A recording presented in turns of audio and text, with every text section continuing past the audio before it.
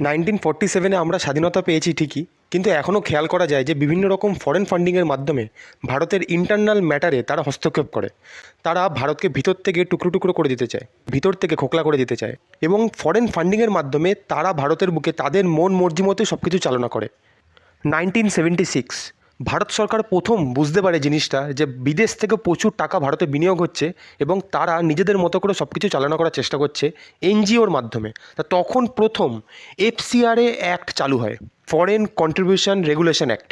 বর্তমানে সমগ্র বিশ্বের মধ্যে ভারত তৃতীয় স্থানে আছে, যেখানে বিদেশ থেকে এনজিওর মাধ্যমে বিপুল পরিমাণে টাকা ভারতে প্রবেশ করছে।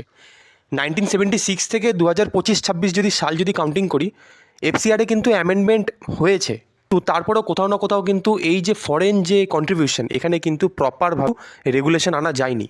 মানে সরকার সেইটাকে একদম এক্স্যাক্টলি যে কোথায় কী খরচা করছে এনজিওগুলো, সেটা কিন্তু প্রপারভাবে জানেই না সরকার। 2026 এফসিআরএ যে অ্যামেন্ডমেন্ট, অনেক কড়া কড়া নিয়ম নিয়ে এসছে। অ্যামেন্ডমেন্টের মধ্যে অনেক কিছু বলা আছে, কিন্তু তার মধ্যে আমি বেশ কয়েকটা উল্লেখযোগ্যই বলবো, সব তো বলা সম্ভব না। এইগুলোর জন্য বিদেশের বড় বড় মন্ত্রীরা পর্যন্ত টুইট করছে, বলছে যে ভারতে এফসিআরএ লাগু হয়ে যাচ্ছে, কেন হচ্ছে এগুলো। ভারতের মধ্যেও এমন অনেক এনজিও আছে, অনেক লোকরা আছে যাদের কিন্তু প্রবলেম হচ্ছে এগুলো। এই জন্য দেখবেন চারিদিকে এত আন্দোলন চলছে, এমনি এমনি চলছে না, কিন্তু এর পিছনে অনেক বড় রিজন আছে। তার মধ্যে সবথেকে বড় রিজন হচ্ছে এফসিআরএ অ্যাক্ট 2026। এখানে এমন এমন নিয়ম আনা হয়েছে, এর 100% সিওরিটি দেওয়া যাচ্ছে যে কেন্দ্র কিন্তু এবার প্রপারভাবে এই ফরেন থেকে যত কন্ট্রিবিউশন আসবে এনজিওর মাধ্যমে এবার আইডেন্টিফাই করতে পারবে যে কোন টাকা এক্স্যাক্টলি কোথায় খরচা করা হচ্ছে। আগে কী ছিল, কোনো এনজিও তার যে টাকাটা সেটা যেখানে খুশি ইনভেস্ট করতে পারতো, কোনো একদম নির্দিষ্টভাবে কিছু নেই। সে চাইলে স্কুলের পিছনে খরচা করতে পারতো, সে চাইলে কোনো ধর্মের পিছনে খরচা করতে পারতো, সেই চাইলে কোথাও অন্য কোনো কাজে লাগাতে পারতো। এখানে কোনো রকম রুলস রেগুলেশন কিন্তু ছিল না। কিন্তু এইবার কিন্তু চেঞ্জ হবে। এইবার সরকার একটা লিস্ট জারি করবে।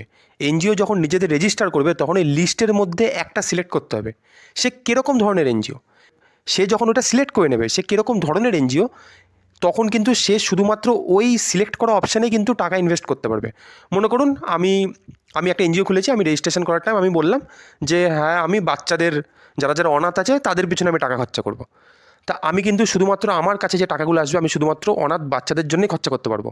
আমি এই টাকা কিন্তু কোনো রকম ধর্মের পিছনে বা কোনো রকম চার্চে বা অন্য কোনো জায়গায় কিন্তু আমি আর ইনভেস্ট করতে পারবো না। মানে সরকারকে নথিতে আমি যেটা উল্লেখ করে দিচ্ছি আমি কেবলমাত্র সেখানেই ব্যয় করতে পারবো। সেকেন্ড চেঞ্জেস এসছে, আগে কী ছিল, মনে করুন পশ্চিমবাংলায় কোনো একটা এনজিও আছে, সে এনজিও যদি চায় সে তামিলনাড়ুতে গিয়েও কিন্তু ব্যয় করতে পারবে। এইবার আর সেটা হবে না, এইবার চেঞ্জ হয়ে যাবে।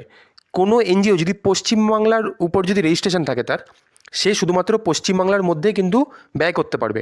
সে যদি দিল্লিতে গিয়ে কিছু যদি ব্যয় করতে চায় তাহলে কিন্তু তাকে দিল্লির আন্ডারে রেজিস্টার হতে হবে।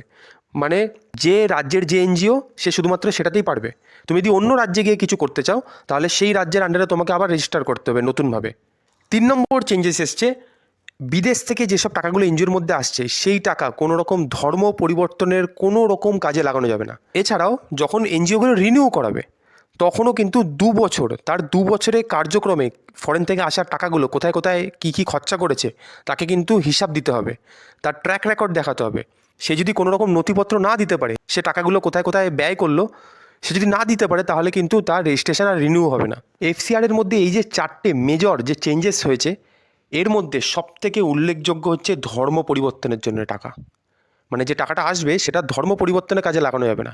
এই জন্য একটা জিনিস খেয়াল করবেন, হঠাৎ করে চার্চের অনেক লোকরা দেখবেন বিভিন্ন রকম জায়গায় আন্দোলন চালু করে দিয়েছে, বড় বড় নেতা মন্ত্রীদের সাথে মিটিং করছে। কেন? সবথেকে বেশি এখন প্রবলেম ক্রিয়েট হবে ওই চার্চেই। কারণ এরকম প্রচুর আছে, ধর্ম চেঞ্জ করার জন্য চার্চে বলা হয়েছে ঠিক আছে তোমার এত টাকা লোন আছে, তুমি ধর্ম চেঞ্জ করে নাও, তোমার লোন আমরা দিয়ে দেবো।